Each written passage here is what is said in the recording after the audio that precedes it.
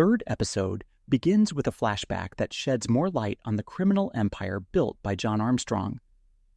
At an oil site, John quietly bribes a state official to keep business running smoothly.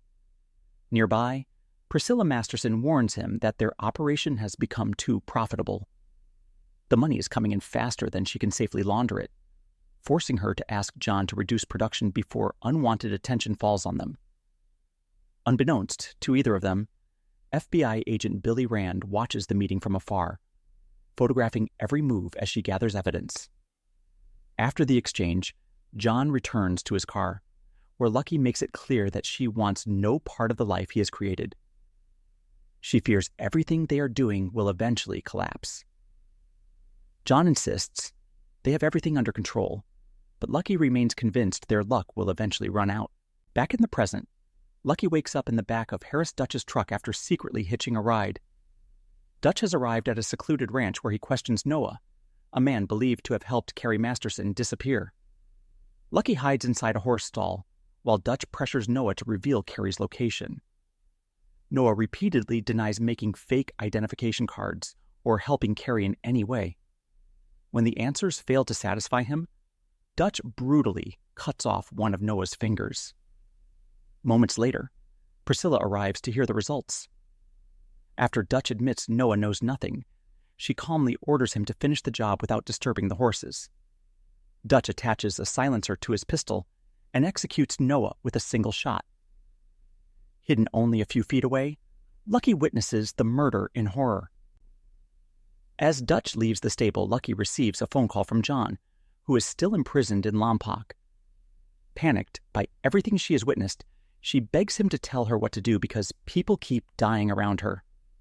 Refusing to discuss sensitive matters over the phone, John tells her to find somewhere safe and wait until he contacts her again.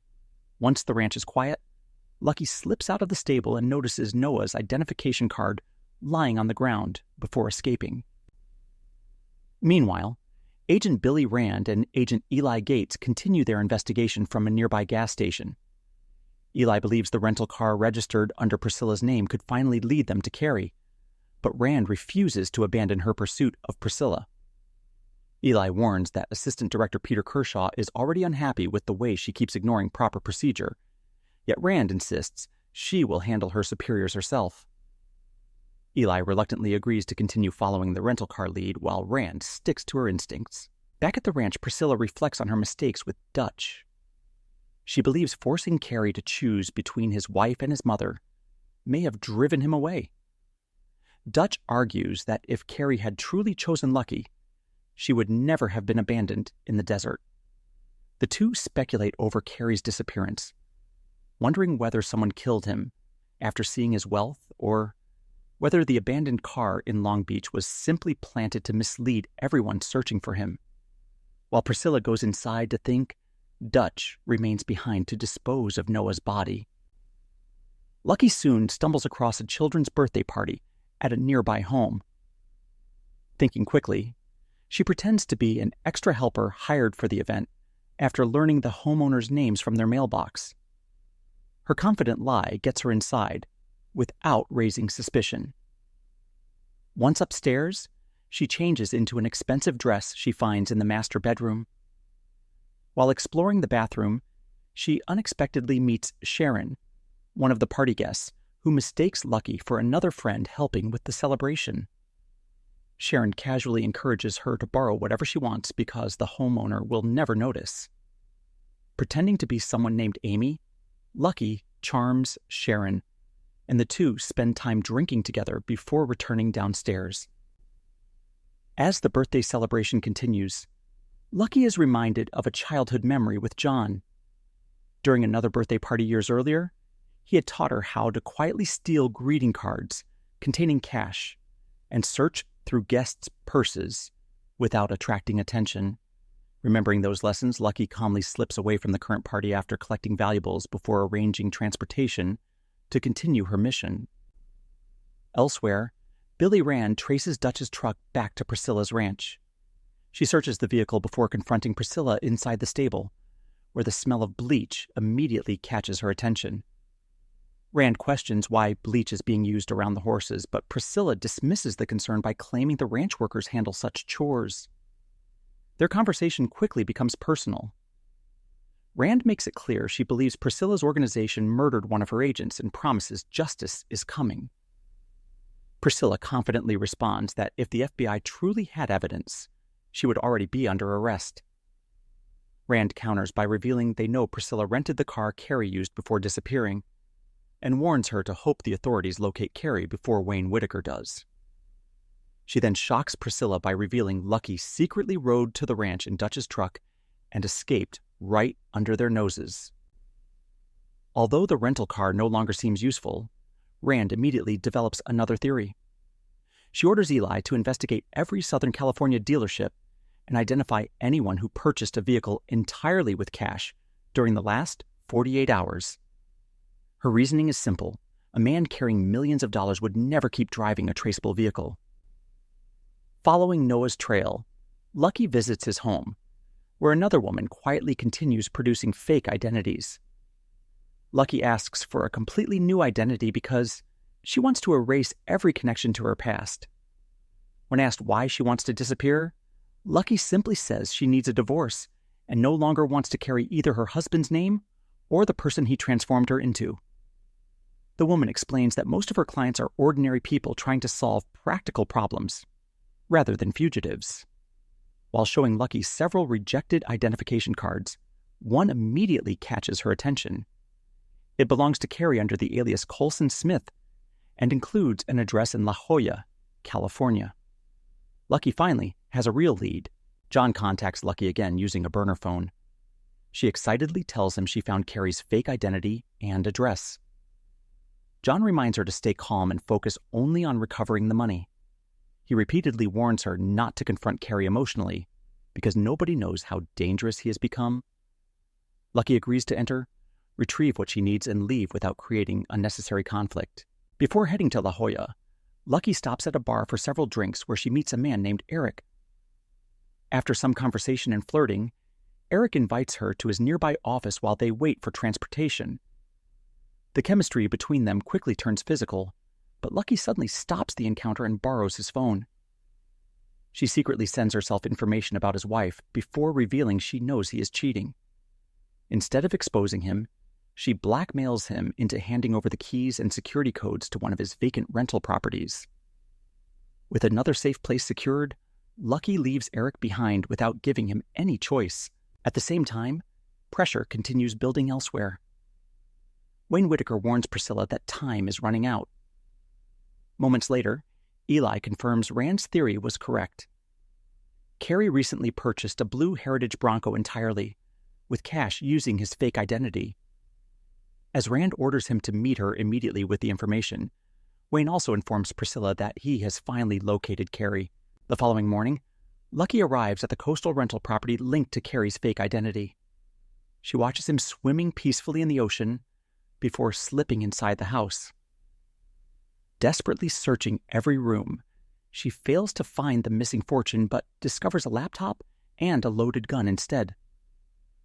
Moments later, Cary walks back into the house, immediately realizing someone has searched the property. He freezes as he finds Lucky standing there waiting for him. Their long-awaited reunion is anything but emotional. Lucky is furious over his betrayal and refuses to hear another excuse. The moment Cary steps closer, Lucky punches him in the face, making it clear that she no longer trusts him. She demands the access code to the cryptocurrency wallet containing the stolen fortune, but Cary refuses to hand it over. He insists that moving the money into crypto was never about stealing it from her.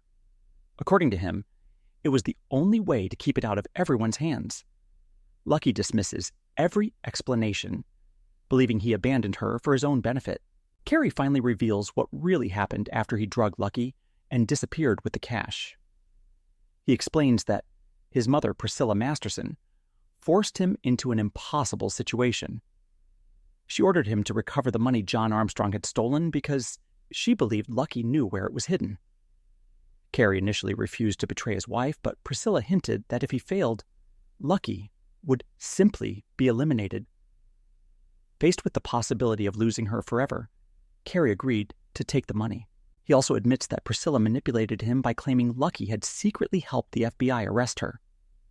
Cary believed his wife had betrayed his family, making his decision even more painful. After drugging Lucky at the hotel, he drove away with the cash, intending to hand it over to his mother in exchange for their freedom. Priscilla promised that once she recovered the money, she would finally leave the couple alone. Everything changed when Cary reached the meeting point. Sitting in his car, he watched Priscilla laughing comfortably with Dutch as though nothing had happened. In that instant, he realized she had controlled every aspect of his life.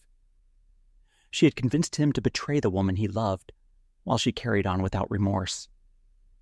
Cary decided he was done being his mother's obedient son.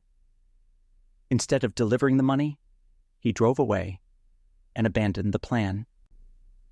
He returned to the hotel hoping to rescue Lucky, but by then federal agents had already arrived. Unable to reach her, Cary converted the money into cryptocurrency, created a fake identity, leased a beach house, and waited. He knew Lucky better than anyone and believed she would eventually find him. Lucky struggles to believe his story.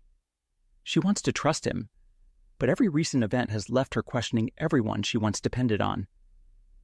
Before they can continue talking, federal agents suddenly surround the property and order Cary to surrender.